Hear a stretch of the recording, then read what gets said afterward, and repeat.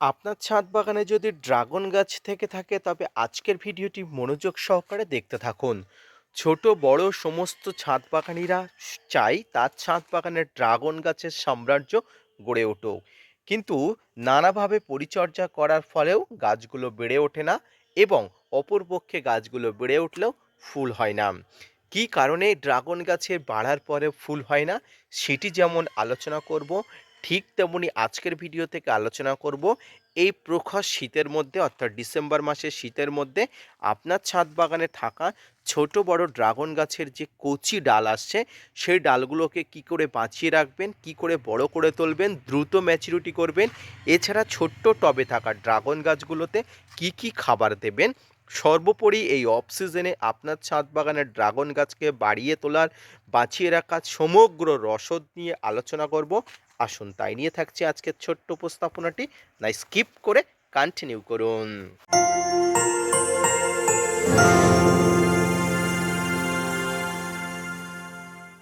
প্রিয় দর্শক বন্ধুরা, দেশ এবং দেশের বাইরে থেকে যেখান থেকে আজকে আমার ভিডিওটি কন্টিনিউ করেছেন প্রত্যেককে নমস্কার, সালাম আদাব জানিয়ে আজকের ছোট্ট উপস্থাপনাটি শুরু করছি।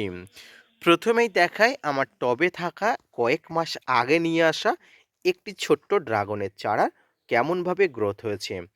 গাছটি এত সুন্দর গ্রোথ হয়েছে যেটা দেখার মতো। এর একটাই কারণ, সঠিক সুষম খাবার যথাযথভাবে প্রয়োগ করা। কি সুষম খাবার যথাযথভাবে প্রয়োগ করে আমি অল্প দিনে আমার ছাদ বাগানের ড্রাগন গাছগুলোতে প্রচুর পরিমাণ বৃদ্ধি করে ফেলেছি, সেটা নিয়েই আলোচনা করতে আজকের ভিডিওতে আপনাদের ডেকে নিয়ে এসেছি।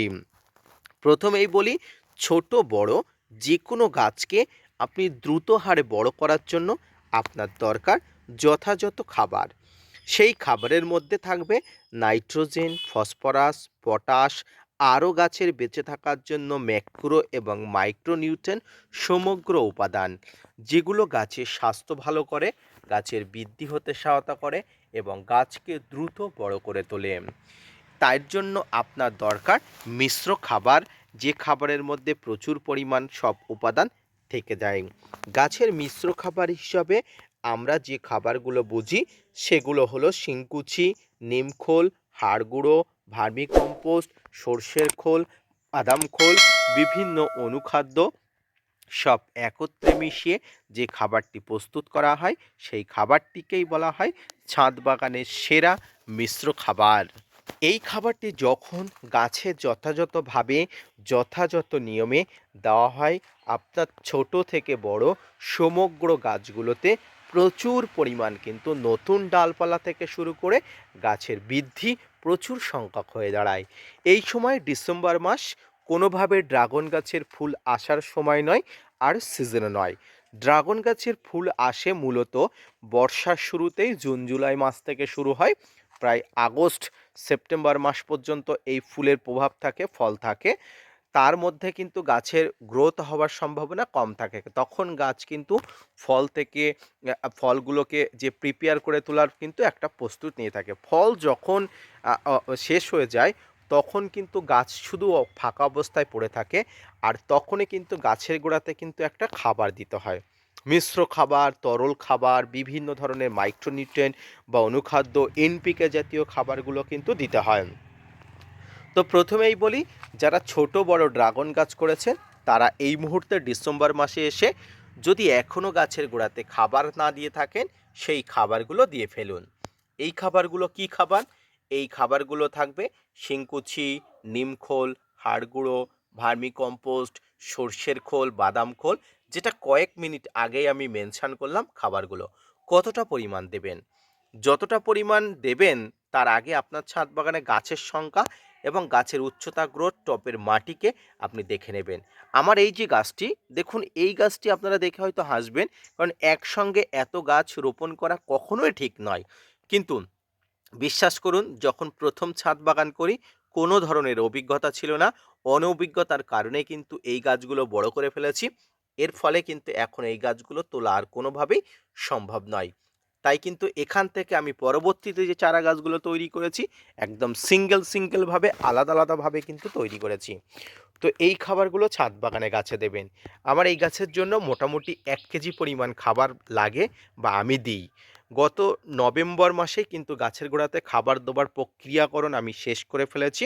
এর ফলে এই কয়েক মাসের মধ্যে অর্থাৎ এই মাসের মধ্যেই গাছের যে মোটামুটি একটু কম শক্তি যোগান হয়েছে, কারণ খাবার মোটামুটি ম্যাচিওর হতে মাটির সঙ্গে ডিকম্পোস্ট হতে ১ থেকে ১.৫ মাস লাগে। তবে এই যে অল্প দিনের মধ্যে যে প্রভাবগুলো আমি দেখেছি তার দেখুন প্রচুর পরিমাণ নতুন ডাল কিন্তু বেরিয়েছে। আর এই নতুন ডাল বেরোনো মানে গাছের গ্রোথ শুরু হয়ে গেছে, সেটা কিন্তু আপনাকে বুঝতে হবে। এবারে অনেকে চান গাছের এই নতুন ডাল কেটে চারা তৈরি করার জন্য। এটাও কিন্তু একটা মোক্ষম সময়। এই নতুন ডালগুলো পরিণত নতুন ডাল জাস্ট লাইক এমন এই নতুন ডালগুলো কিন্তু প্রচুর পরিমাণ নতুন চারাগাছ হওয়ার একটা সময়, বা এগুলো দিয়ে কিন্তু নতুন চারাগাছ করা যায়। তাই আপনি চাইলে করতে পারবেন। তবে সবসময় পুরনো ডালগুলো যেমন এই ধরনের ডালগুলো কিন্তু চারাগাছের জন্য এখান থেকে যদি কেটে আপনি করেন, এখান থেকে ডালগুলোও কিন্তু চারাগাছের জন্য একদম প্রস্তুত। তো যাই হোক, এইভাবেই কিন্তু গাছকে নতুন চারা গাছ এবং গাছকে সুস্থ রাখতে হয়। এরপরে আসি গাছের বিভিন্ন এনপিকে বা বিভিন্ন ধরনের মাইক্রোনিউট্রিয়েন্ট জাতীয় খাবার। গাছের বিভিন্ন এনপিকের মধ্যে ১৯-১৯-১৯, ১৮-১৮-১৮ এই ধরনের খাবারগুলো দিতে পারেন।